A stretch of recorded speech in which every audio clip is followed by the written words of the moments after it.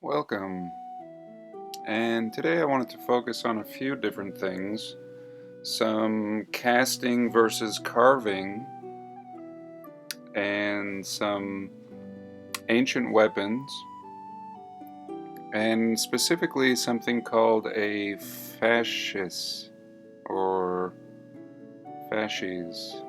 I'm not really sure how to pronounce it, it's a fairly new word to me. And all the wonderful comments that you have given me in furthering my research. I'm really excited to have discovered Flat Earth British by the suggestion again. And he's amazing. I mean, he's really answered the next questions that I've had. There was a mud flood, and okay, yes, yes, but now the who and the what and the why. I think naturally this is the direction we're moving in, and his discoveries with the fasces are really amazing, and I'll get to that very shortly here. So first of all, I just wanted to touch on I've always wanted to do a video on this, and there's so many parts of the world that I could pick, but I just had to pick a couple parts just to make this point, but any part of the world will show this. So it comes down to the whole carving versus casting question. And now I've always thought it was pretty ridiculous to imagine that people, sat here, especially this long ago, and just carved each individual, little part and squeezed in here, carved this area out, carved a statue inside of it. I've just always found it really unrealistic. And I think what we're really looking at here are cast pieces. And you'll see a lot of churches and cathedrals where you have these reoccurring pieces. I mean, they're not. You can actually see a separate piece right here. For example, this is a separate piece, and I think they were cast somewhere on a different premise and then put together, and that makes a lot more sense than just imagining somebody just carving away.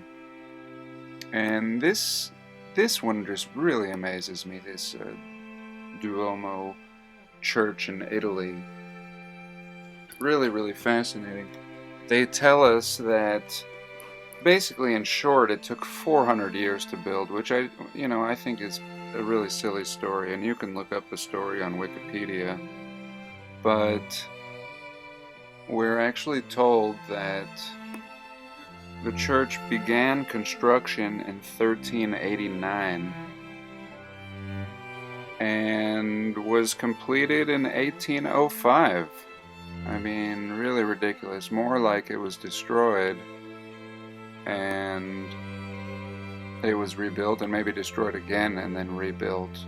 Or not even rebuilt, but renovated. Now, I do have older pictures that actually show this place in an earlier point in time. Let's see if this is it. Yeah, so here it is in an earlier point in time.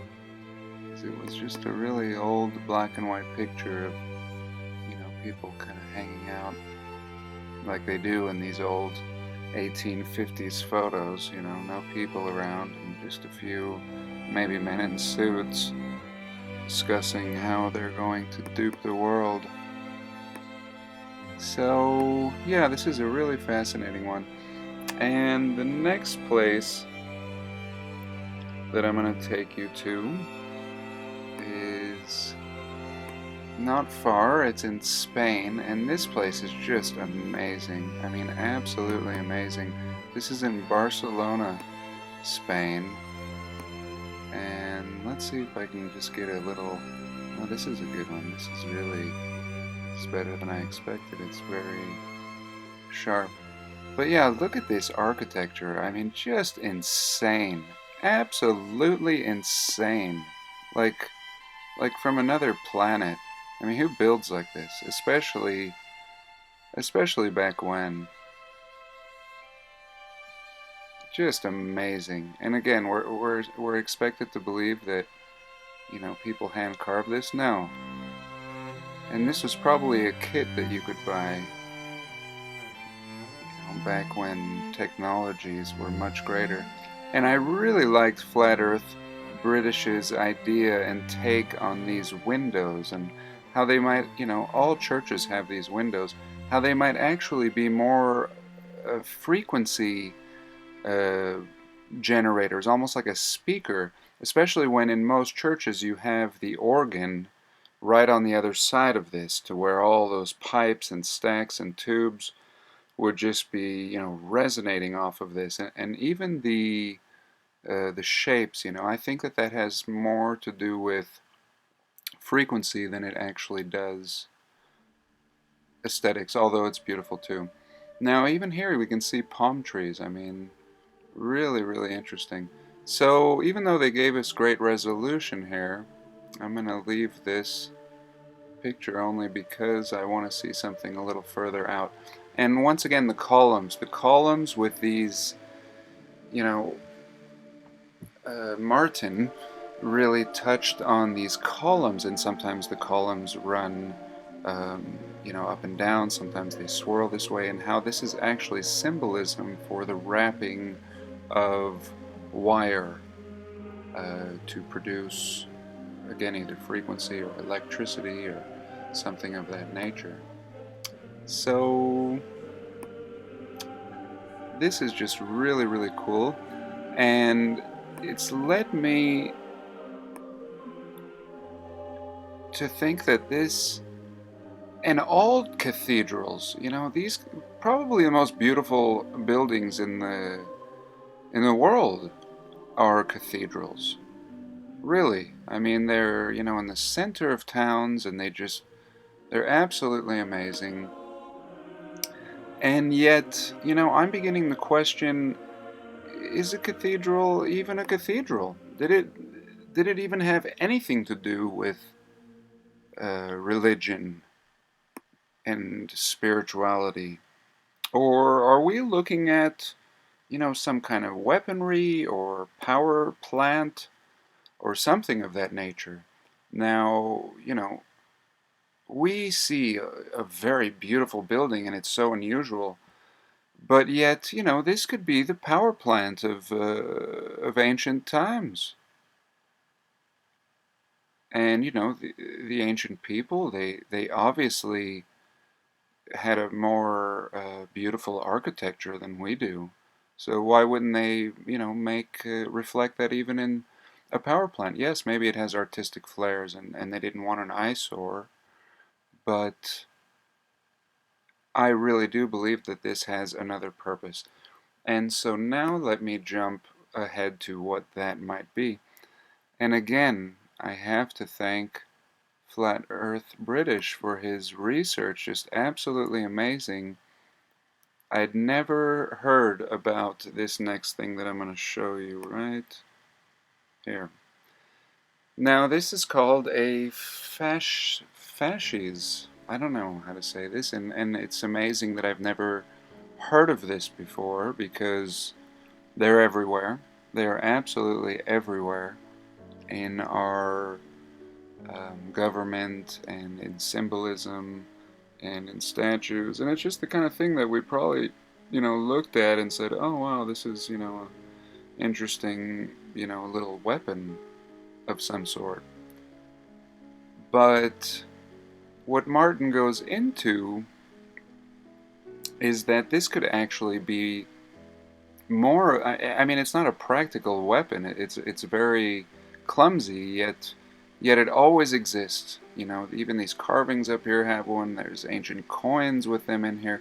They're always here, and yet could it have another purpose? And it really throws you off because it has this axe thing. You know, there's always this axe thing, and that kind of, you know, lends itself to seem like, you know, it's a weapon of some sort, and probably, you know, has been assumed as such without knowing what kind of technology this could be. But Martin goes on to explain that this could actually be a sound acoustic generating weapon. And now, always on the battlefield, you know, they'll carry these. You'll always see somebody carrying one. Here's somebody holding one right here. They call this one a Roman fasces. And, you know, what you see here, I mean, it almost looks like a bundle of reeds, or it could be pipes or tubes. And now these people are obviously not the real deal. So, you know, this is just going to be a little mock-up. You know, so this could be made out of anything cheesy, but it is representing something, a bunch of pipes, and then there is wrapping, again, like the wrapping of a wire or a Tesla coil or something. And then again, this axe really throws you off.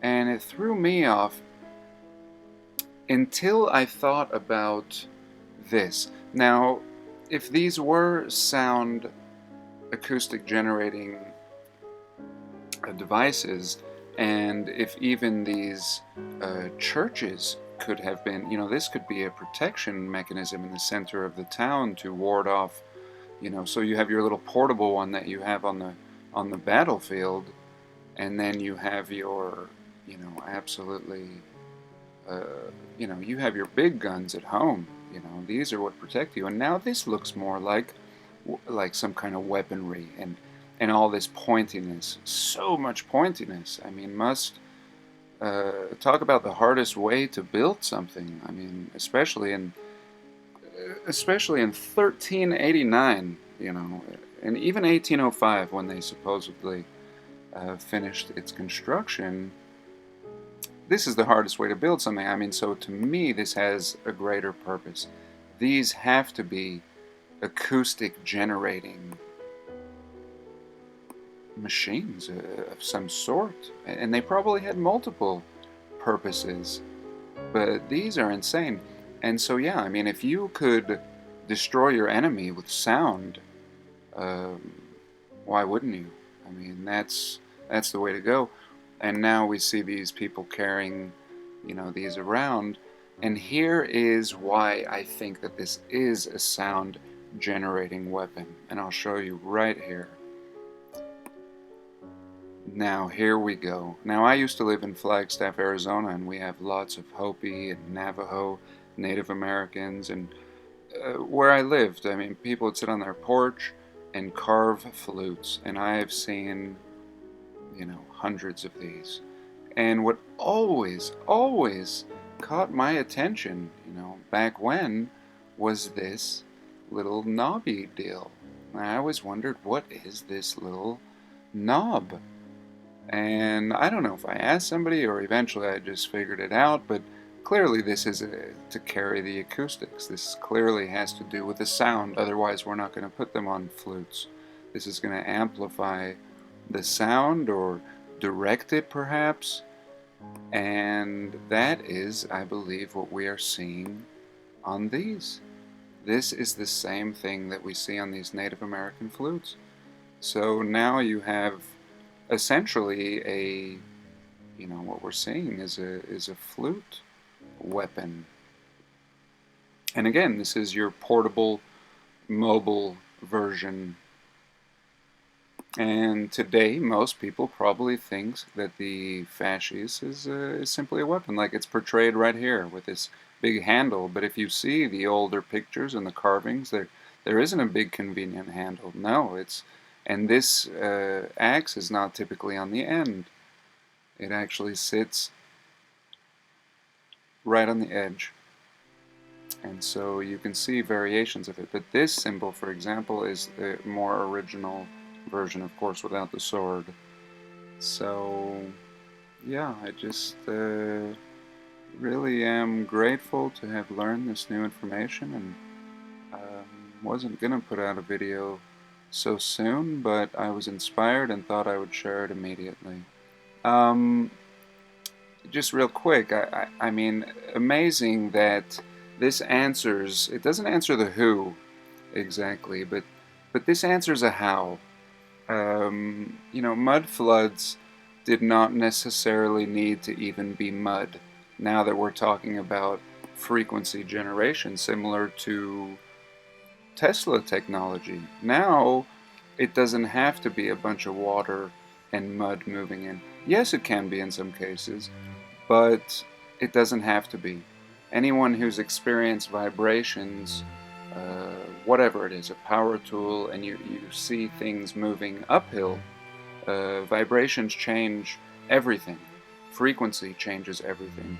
And now you can simply move things around that normally wouldn't obey in those, in that way, you know, in our, you know, whatever, in our principles, regardless of science. I mean, in whatever is, things will behave differently with frequency.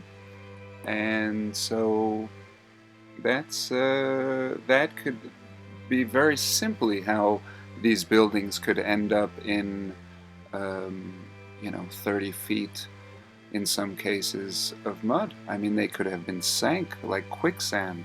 I mean, you simply shake the frequency and things begin to sink. And now people come along and wonder what happened, and it appears as if, you know, a big mud flood has come along. And again, I don't know. This is just hypothesis. But yeah, I definitely think something interesting has come about. So yes, I'll leave links below, and definitely check out Martin's work. Really, really interesting. And until then, many blessings, and I'll see you in the next video.